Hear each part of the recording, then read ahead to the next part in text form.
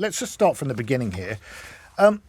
This is not a new phenomenon. Tension over Kashmir between India and Pakistan is not a new phenomenon. This has been happening from practically from the very start when they actually obtained independence from the British Raj in 1947. You remember that, or some of you will remember when it happened, 1947, when India and Pakistan obtained independence. Now, if you go back to that, it was administered by Lord Louis Mountbatten at the time, Prince Charles's uncle. And if you remember correctly, it was completely and utterly mismanaged, right? Completely mismanaged. I mean, they decided that they were going to scarper very, very quickly, the British. The whole entire process was rushed, ill thought through, and one of the hangovers of it was the fact that the future of Kashmir was never dealt with properly. It was left as a princely state. There was a Raja there, and it was never dealt with properly because Mountbatten had decided that he wanted to scarper quickly. And in the middle of all this, Edwina Mountbatten was having an affair with Jawaharlal Nehru, who would become Indian Prime Minister. Not that that's relevant, other than Mr. Muhammad Ali Jinnah, who was leading the Pakistani Muslim League in the negotiations, probably thought that he was fighting this battle to secure a homeland for himself and his people with one arm tied behind his back. But that's for another day. So it was a complete and utter mess left by the British. Where have we seen that before? But there we are. And straight away, you had this Raja attacked by some Muslim militants from the Pakistan side. He asked for Indian help. A skirmish broke out. Then there was a full-scale war in 1948. There have been two further clashes over this as well since then, in 1965 and then also towards the late 90s in Kargil. So this is not a new phenomenon at all. Now what you have is you've got a situation where 25 Indians and one Nepalese person were killed by a supposed Pakistani militant group in Palagam just a few weeks ago. And this is all now escalating, and it's escalating rather rapidly. Now, the reason why I think this matters and it merits a conversation is because you're dealing with two nuclear-armed states here. You're dealing with a fallout and a hangover of British colonial rule. So we have a stake in this, whether you like it or not. And you have a situation where on both sides of this dividing line, the line of control, you have an Indian supremacist in the form of Narendra Modi that just about got back into power last time. His popularity is waning. He leads the BJP, very closely linked to the RSS, which takes its inspiration, as I understand it, from Mussolini. Indian listeners can put me right on that, but I think I've done my research, so I think I know what I'm talking about. And he's an Indian Hindu nationalist supremacist.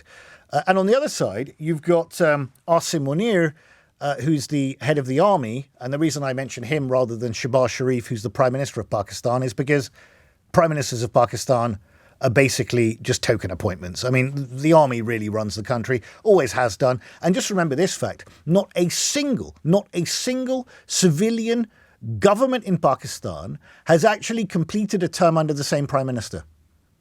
What does that tell you about the governance, political stability of Pakistan?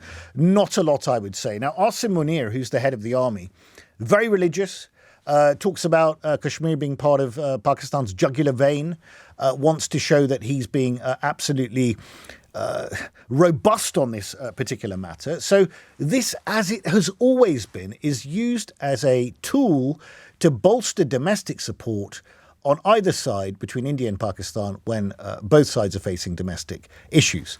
You might not think Narendra Modi's facing many domestic issues, but I can tell you that with a resurgent opposition, he very much is. He's still dealing with an autocratic, supposedly democratic state. It is a democracy, of course, but he's certainly an autocrat in the strongman image of Putin, Netanyahu, and you could even say President Xi and also now Donald Trump. So you've got that particular issue.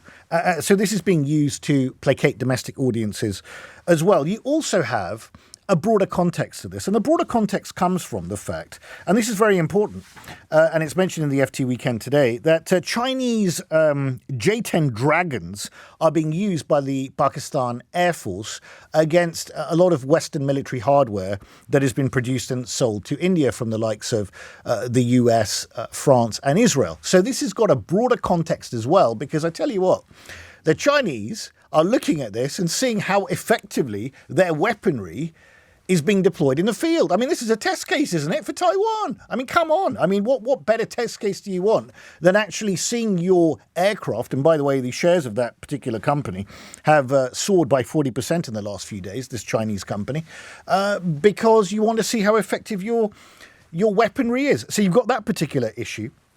And you've also had another few developments in recent weeks, well, not recent weeks, but going back a few years now, with Narendra Modi trying to play hardball by removing the autonomous status of Jammu and Kashmir just a few years ago. On the other side, you could say that there have been a number of skirmishes and attacks, 2008, 2016, 2019, by Pakistani militants on India. And when Pakistanis say that they have no connection to militants of any kind, or historically have, some say that they've never had connections to militants. I don't know if they're linked to the Resistance Front or Lashkar-e-Taiba. Some people would say that they absolutely are. But for Pakistani senior officials to say that they've never had link to militants is the biggest load of absolute nonsense I've ever heard. I mean, do you remember this interview that took place some years ago, which I found rather amusing? We had a senior Pakistani minister on, and he's being asked by the interviewer, do you know where Osama bin Laden is? This is before they found him and killed him. And he said, no. Why do you think we know where Osama bin Laden is? Is he hiding in a cupboard? Oh, is he under the table? Oh, ha, ha, ha. We don't know where Osama is. And then, funnily enough, just a few weeks later, Osama bin Laden was killed in Abbottabad in a military cantonment.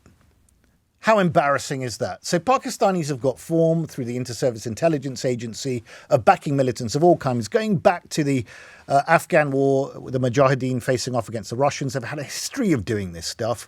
And on the other side, you've got Indians who, frankly, I think, regard Pakistan as an irritant. They've got bigger fish to fry. They want to be the regional hegemon. They want to be a counterweight. Well, they want to actually, you could say, supersede China in the region. Chinese very close to Pakistan. But Indians also have got their own history of extraterritorial interventions. And if you're wondering what I'm talking about, just go and ask the former Canadian Prime Minister Justin Trudeau, who expelled 6 Indian diplomats, including the High Commissioner, last year. Why?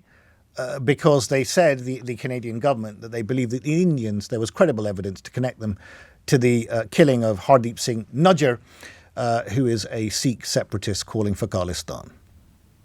I've given you a lot of information there, quite a lot to unpick. Bringing it back to domestic issues here. What do you make of all this? What could a war between India and Pakistan mean for the world? Could lead to nuclear Armageddon. Not exactly something to think about while you're munching on your Saturday lunch, but I'm afraid it just doesn't get any better in this world.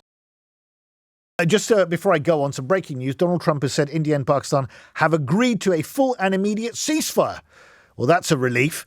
In a post on social media platform Truth Social, the US president has said, after a long night of talks mediated by the United States, I'm pleased to announce that India and Pakistan have agreed to a full and immediate ceasefire, in capitals there. Congratulations to both countries on using common sense and great intelligence. Thank you for your attention to this matter. More breaking news here. Deputy Prime Minister of Pakistan and Foreign Minister of Pakistan, Ishaq Dar, has posted on X, Pakistan and India have agreed to a ceasefire with immediate effect.